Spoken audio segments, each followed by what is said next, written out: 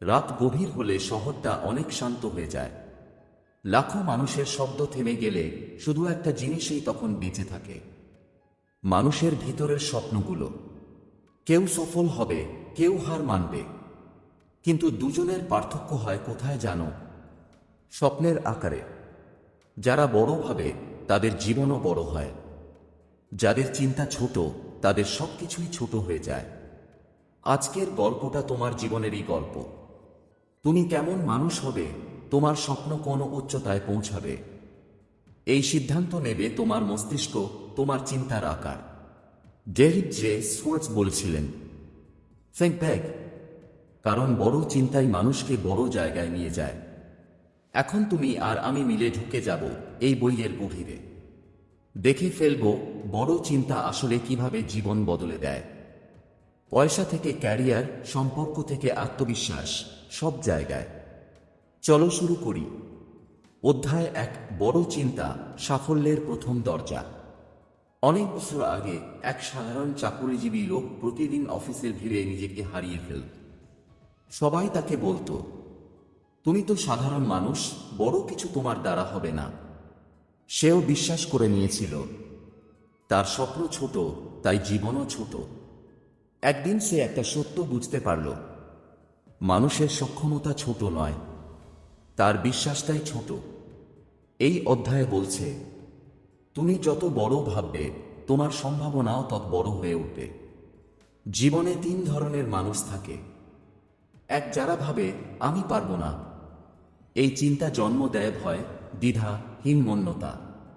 এরা সফলতার দরজার কাছেও পৌঁছাতে পারে না। 2, যারা ভাবে হয়তো পারি, দেখি, চেষ্টা করি। এরা জীবনভর মাঝামাঝি থাকে, না খুব খারাপ হয়, না কখনো খুব বড় হয়। 3, আর শেষ দল, যারা ভাবে আমি অবশ্যই পারব, আমি বড় কিছুর জন্যই জন্মেছি। এদের মনেই থাকে না না পারা নামের শব্দ। এরা খুঁজে বের করে কিভাবে সম্ভব করা যায়। এই বই শেখায়, বড় চিন্তা মানে শূন্যে স্বপ্ন দেখা নয়, বরং নিজের ভেতরের শক্তিকে জাগিয়ে তোলা।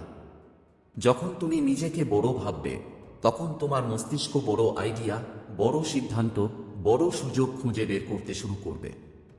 তোমার নিজের কাছে তোমার নিজেকে মূল্য দিতে হবে, তাহলেই দুনিয়া তোমাকে মূল্য দেবে।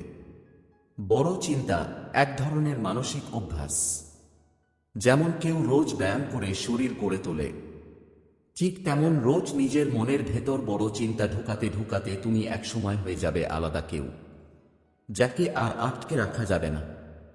অধ্যায় 2, এক্সকিউজেস, অজুহাত নামের রোগ। অনেক দিন আগের কথা। এক শহরে ছিল এক লোক, নাম ধরো আরিফ। আরিফের স্বপ্ন ছিল নিজের একটা ব্যবসা হবে, নিজের মানুষ হবে, নিজের সময় নিজের মতো কাটাবে। কিন্তু একটা ব্যাপার সে বুঝত না, স্বপ্নকে মারতে তলোয়ার লাগে না, একটা ছোট অজুহাতই যথেষ্ট। আরিফও ঠিক সেটাই করত। যখনই শুরু করতে চাইতো, মাথায় একটা না একটা অজুহাত এসে দাঁড়াতো।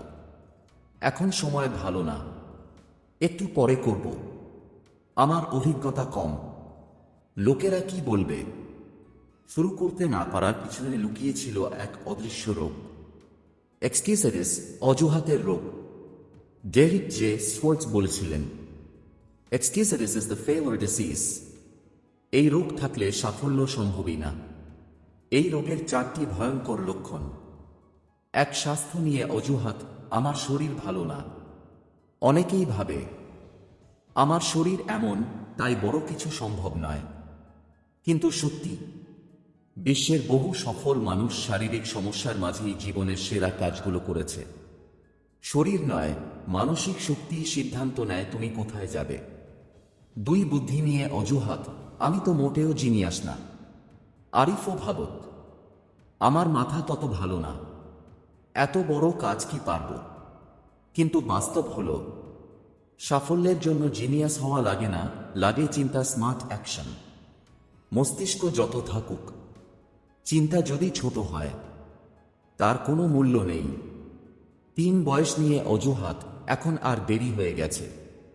অনেকে ভাবে, আমি তো অনেক বড় হয়ে গেছি, বা আমি তো খুব ছোট।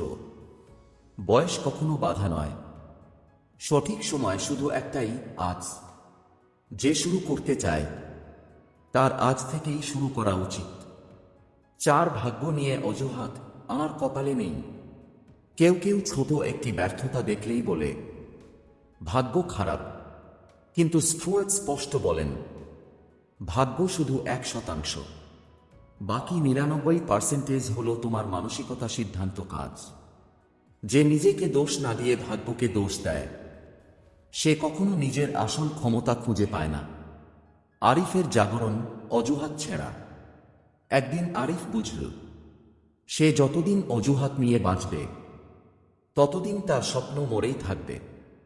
সে অজুহাতগুলোকে এক এক করে কেটে ফেলল, আর তখনই দরজাগুলো খুলতে শুরু করল। ব্যবসার আইডিয়া পেল, নতুন মানুষের সাথে পরিচয় হলো, নিজের উপর বিশ্বাস বাড়ল, আর্থিক উন্নতিও শুরু হলো। কারণ অজুহাত যত কমবে চেষ্টা তত বাড়বে, আর চেষ্টা বাড়লে সাফল্য আসবেই। এই অধ্যায়ের প্রধান বার্তা, অজুহাত হলো সেই ছোট ছোট দানব যারা তোমার বড় চিন্তাকে খেয়ে ফেলে। যে মানুষ অজুহাত ছাড়ে তার জীবন ছুটতে শুরু করে। এক্সকিউজের সারানোর ওষুধ হলো নিজেকে বিশ্বাস করা, দায়িত্ব নেওয়া শুরু করা। অধ্যায় 3, বিলিভ ইউ ক্যান সাকসিড, বিশ্বাসী সাফল্যের জ্বালানি। রাতের শহরে জ্বলজ্বল করছে লাইট, কিন্তু একটা আলো ঠিক এই মুহূর্তে তোমার ভেতরেও জ্বলছে। যদি তুমি শোনো খুব ভালো করে। এই অধ্যায় শুরু হয় একটা অদ্ভুত সত্য দিয়ে।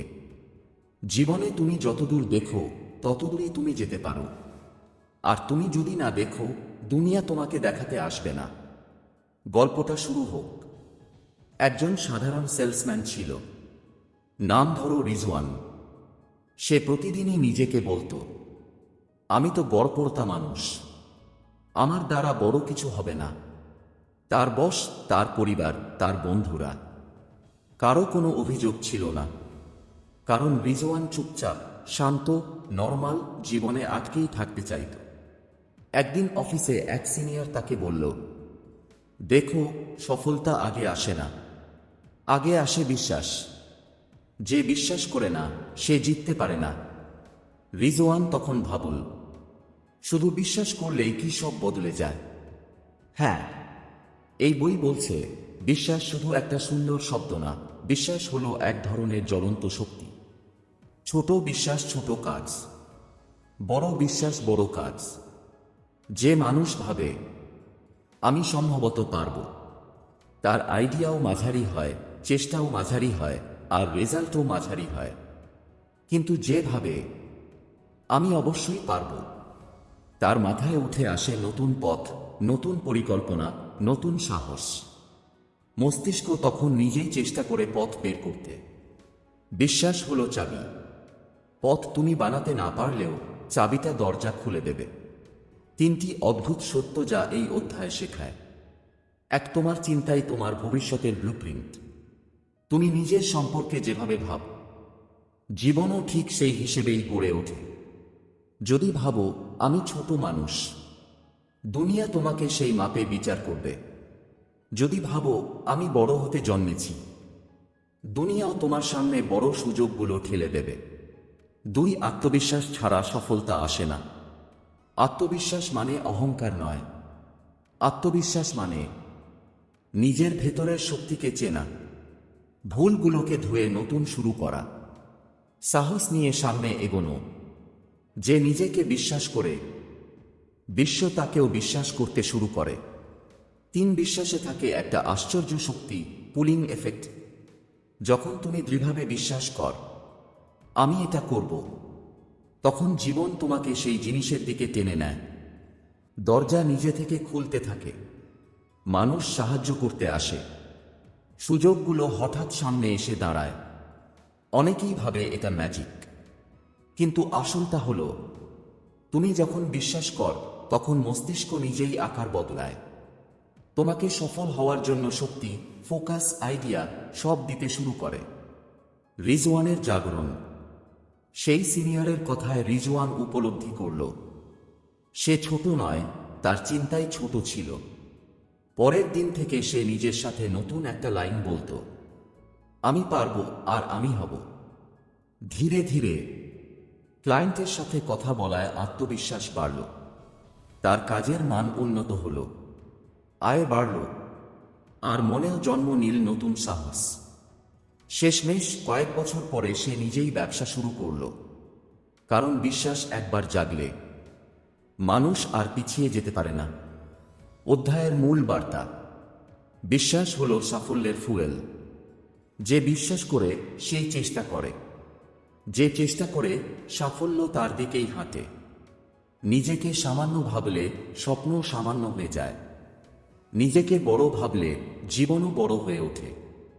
অধ্যায় 4, Think big about yourself, নিজেকে বড় করে দেখা শিল্প। সকালবেলাটা ছিল অন্য দিনের মতোই, মানুষের দৌড়ঝাঁপ, রুটিন, একই পথ। কিন্তু আজ এক জিনিস আলাদা। তোমার জীবন বদলে যাওয়ার একটা বীজ আজ এখানেই রোপণ হচ্ছে। এই অধ্যায় শুরু হয় একটা কঠিন সত্য দিয়ে: মানুষ নিজেকে যেভাবে দেখে, দুনিয়াও তাকে সেভাবেই দেখে। যদি তুমি নিজেকে ছোট ভাবো, তাহলে দুনিয়া তোমাকে সেই মাপে ব্যবহার করবে। আর যদি তুমি নিজেকে বড় ভাবো, দুনিয়াও তোমাকে বড় কাজের জন্যই ডাকবে। গল্প শুরু হোক। একটা বড় কোম্পানিতে কাজ করত মাহিম নামে এক ছেলে। অফিসে সবাই তাকে পছন্দ করত, কিন্তু কেউই তাকে লিডার ভাবত না। কেন জানো? কারণ মাহিম নিজেকেই নেতা ভাবে না। সে নিজের ভ্যালু বোঝে না। তার আইডিয়া ভালো হলেও সে মুখ খোলে না। সে ভাবে, আমি কে, এত বড় কথা বলবো? একদিন অফিসে একটা ঘটনা ঘটে। এক বড় প্রজেক্টের আইডিয়া নিয়ে আলোচনা হচ্ছিল। মিটিং রুমে অনেক বড় বড় লোক, সবাই কথা বলছে, শুধু মাহিম চুপ। হঠাৎ ম্যানেজার জিজ্ঞেস করলেন, মাহিম, তোমার কি মনে হয়? মাহিম প্রথমে ভয় পেল, কিন্তু ভেতর থেকে একটা ছোট্ট আওয়াজ উঠল, তুই তো জানিস তোর আইডিয়াটা ভালো, বল। সে বলল। মিনিট 5-এর মধ্যে পুরো রুম চুপ। সবাই তাকিয়ে আছে, কারণ এত ক্লিয়ার, এত স্মার্ট, এত দূরদর্শীভাবে কেউ না। সেই মুহূর্তটা ছিল মাহিমের জীবনের টার্নিং পয়েন্ট। ম্যানেজার তাকে বললেন, তুমি নিজেকে ছোট ভাবলে আমরা কি করে জানব যে তুমি বড়? এই লাইনটাই পুরো অধ্যায়ের হৃদয়। এই অধ্যায় 3টা শক্তিশালী সত্য শেখায়। এক, তুমি নিজেকে যেমন দেখো, তুমি ঠিক তেমনই হয়ে যাও। নিজেকে যদি মনে হয় আমি ব্যাকবেঞ্চার, আমি গড়পড়তা, আমি তেমন কিছু না, তাহলে তোমার কাজ, সিদ্ধান্ত, স্বপ্ন সবই গড়পড়তা হয়ে যাবে। কিন্তু তুমি যদি ভাবো আমি মূল্যবান, আমি লিডারশিপের জন্য জন্মেছি, আমি বড় কিছু করার যোগ্য, তাহলে তোমার আচরণ, কথা, আত্মবিশ্বাস সবই বদলে যাবে। 2, সম্মান প্রথমে নিজেকে দিতে হয়। তুমি যদি নিজেকে গুরুত্ব না দাও, দুনিয়াও দেবে না। কাজে, সম্পর্কে, ক্যারিয়ারে মানুষ তখনই তোমাকে সিরিয়াসলি নেয় যখন তুমি নিজেকে সিরিয়াসলি নাও। নিজের ভ্যালু নিজেকে বুঝে নিতে হয়, কারো দয়া বা অনুমতি লাগবে না। 3, বড় ব্যক্তিত্ব তৈরি হয় ছোট ছোট আচরণে। নিজেকে বড় ভাবা মানে অহংকার না, বরং কিছু সুনির্দিষ্ট অভ্যাস। সোজা হয়ে কথা বলা, ভয় পেলেও মতামত দেওয়া, আমি পারব ভেবে চ্যালেঞ্জ নেওয়া, নিজের ভবিষ্যৎকে বড় করে কল্পনা করা। যেখানে সবাই থামে, সেখানে তুমি আরও এক ধাপ এগোনো। এই অভ্যাসগুলো ধীরে ধীরে তোমার ভেতরে বড় ব্যক্তিত্ব তৈরি করে। মাহিমের বদলে যাওয়া। সেই মিটিংয়ের পর মাহিম নিজেকে বদলে ফেলল। অফিসে আত্মবিশ্বাস নিয়ে হাঁটা, নিজের আইডিয়ায় বিশ্বাস, নতুন দায়িত্ব নেওয়ার সাহস, মানুষের সাথে দৃঢ়ভাবে কথা বলা। 1 বছর না যেতেই সাধারণ কর্মচারী থেকে সে হয়ে গেল টিম লিড। কেন জানো? কারণ দুনিয়া তাকে লিডার ভাবার আগে সে নিজেকে লিডার ভাবে। অধ্যায়ের মূল বার্তা: নিজেকে বড় করে ভাবলে জীবন তোমাকে বড় করে দেখাতে শুরু করে। ছোট ভাবনা মানুষকে ছোট জায়গায় আটকে রাখে। নিজের ইমেজ বদলে দিলে তোমার ফলাফলও বদলে যায়। মানুষ তোমার সম্পর্কে যা ভাববে তার 90% নির্ভর করে তুমি নিজের সম্পর্কে কি ভাবো। অধ্যায় 5, how to think and dream creatively. সৃজনশীলভাবে ভাবো, বড় স্বপ্ন দেখো। রাতের আকাশে তারা যতটাই ঝিকিমিকি করুক, মানুষের মস্তিষ্কের ভেতরের আইডিয়াগুলো তার থেকেও উজ্জ্বল হতে পারে, যদি আমরা সেগুলোকে জেগে ওঠার সুযোগ দিই। এই অধ্যায় শুরু হয় একটা প্রশ্ন দিয়ে, তুমি কি সাধারণ চিন্তার বাইরে ভাবতে প্রস্তুত? কারণ সৃজনশীল চিন্তা মানে শুধু শিল্পী হওয়া নয়, এটা একটি মানসিক শক্তি যা তোমাকে জীবনে এমন এমন জায়গায় নিয়ে যেতে পারে যেখানে নরমাল মানুষ পৌঁছায় না। গল্পটা শুনো। একটি জনসমাগমে একজন ব্যবসায়ী মঞ্চে উঠে বলছিলেন, আমি কোনদিন ভাবিনি আমার ছোট দোকান একদিন লাখ লাখ মানুষের ব্র্যান্ড হয়ে উঠবে। সব শুরু হয়েছিল শুধু একটি প্রশ্ন থেকে, আরও ভালোভাবে কি করা যায়। পেছনে বসেছিল সাকিব, একজন খুব সাধারণ ছেলে। তার মাথায় হঠাৎ একটা আগুন জ্বলে উঠল।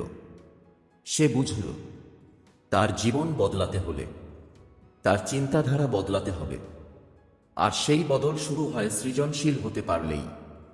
অধ্যায়টি শেখায়, সৃজনশীল চিন্তা মানে নতুন দৃষ্টিকোণ থেকে দেখা। যা সবাই দেখে, তুমিও দেখবে, কিন্তু একটু আলাদা কোণ থেকে। সেখানেই জন্ম হয় বড় আইডিয়া, বড় স্বপ্ন, বড় সাফল্য। এই অধ্যায় তোমাকে 4টি শক্তিশালী কৌশল দেয়। এক কৌশল, কি করলে আরও ভালো হয় প্রশ্নটি রোজ জিজ্ঞেস করো। এই প্রশ্নটা মস্তিষ্ককে জাগিয়ে তোলে। যেমন, আমার কাজটা আরও ভালোভাবে কিভাবে করা যায়? আমার সম্পর্কটা আরও সুন্দর কিভাবে হতে পারে? আমার আয়ের উৎসগুলো বাড়ানো যায় কিভাবে? আমি কি কোনো নতুন উপায় বের করতে পারি? মানুষের বেশিরভাগ ব্যর্থতা শুরু হয় যখন তারা প্রশ্ন করা বন্ধ করে দেয়। বড় মানুষরা প্রশ্নকে অস্ত্র বানায়। 2 কৌশল, বড় সমস্যা, বড় সুযোগ। দুনিয়ার সব বড় কোম্পানি, বড় মানুষ, বড় ব্যবসা একটি সমস্যার সমাধান থেকেই জন্মেছে। স্কোয়ার্টস বলেন, যে মানুষ সমস্যা দেখে ভয় পায় সে পিছিয়ে পড়ে, যে সমস্যা দেখে সুযোগ খুঁজে পায় সে এগিয়ে যায়। সাকিবও তাই করেছিল। যে জায়গায় সবাই সমস্যা দেখত, সে মনে মনে বলতো, এটা একটা সুযোগ। 3 কৌশল, নিজেকে আইডিয়া জেনারেটর হিসেবে ভাবো। তোমার মাথায় প্রতিদিন আইডিয়া আসে, কিন্তু সেগুলো লিখে রাখো না, এটাই ভুল। ছোট নোটবুক রাখো, মাথায় আসা সব আইডিয়া লিখে ফেলো, পরে বাছাই করে বাস্তবে নামাও। বিশ্বাস করো, এই অভ্যাস একাই তোমার জীবন বদলে দিতে পারে। 4 কৌশল, নতুন মানুষের সাথে মেলামেশা করো। স্কোয়ার্টস বলেন, সৃষ্টিশীল মানুষরা একা নয়, তারা নতুন মানুষের সাথে গল্প করে, শুনে, শিখে। কারণ নতুন মানুষ মানে নতুন চিন্তা, আর নতুন চিন্তা মানে নতুন পথ। যেমন, সফল মানুষদের গল্প শোনো, বিভিন্ন পেশার মানুষের সঙ্গে বসো, বই পড়ো, নতুন অভিজ্ঞতা নাও। তোমার চিন্তার ক্ষেত্র ধীরে ধীরে বিশাল হয়ে উঠবে। সাকিবের জাগরণ। সেই ইভেন্টের পর সাকিব প্রতিদিন নিজের কাছে 3টা প্রশ্ন করত। 1, আজ আমি কি নতুন ভাবলাম? 2, আজ কোন সমস্যাকে আমি সুযোগ বানালাম?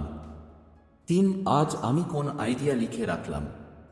6 মাসের মধ্যে তার মাথায় আসা একটি ছোট আইডিয়া তার চাকরি বদলে দিল, তার ইনকাম দ্বিগুণ করল। সেই একটাই কারণ, সে বড়ভাবে ভাবতে শিখেছিল। আর বড় চিন্তা সবসময় মানুষকে বড় জায়গায় নিয়ে যায়। অধ্যায়ের মূল বার্তা, সৃজনশীলতা কোনো বিশেষ গিফট নয়, এটা অভ্যাস। নতুন প্রশ্ন করো, সমস্যা থেকে সুযোগ খুঁজো। নিজেকে ছোট আইডিয়ায় আটকে রেখো না, বড় স্বপ্ন দেখো। যে সৃজনশীলভাবে ভাবে সে অসাধারণভাবে বাঁচে। এভাবেই আমরা আজ শেষ করলাম the magic of thinking big বইয়ের এই অধ্যায়টি। একটা কথা মনে রেখো, জীবন তোমার কল্পনার ছোটতার উপর চলে না, চলে তোমার চিন্তার বিশালতার উপর। আজ তুমি যদি নিজের মধ্যে একটু হলেও নতুন আলো জ্বালাতে পারো, তবে এই যাত্রা সার্থক। আরও অনেক শক্তিশালী চিন্তা, গল্প আর জীবনের বদলে দেওয়া অধ্যায় শিগগিরই আসছে তোমার জন্য। তাই আমাদের চ্যানেল আদি বুকসাফ এ সাবস্ক্রাইব করে রেখো। ভিডিওটি ভালো লাগলে লাইক দিও আর তোমার অনুভূতিটা কমেন্টে লিখে দিও। তোমার একটা কমেন্টই আমাদের পরের কন্টেন্ট বানানোর এনার্জি। আবার দেখা হবে পরের অধ্যায়ে।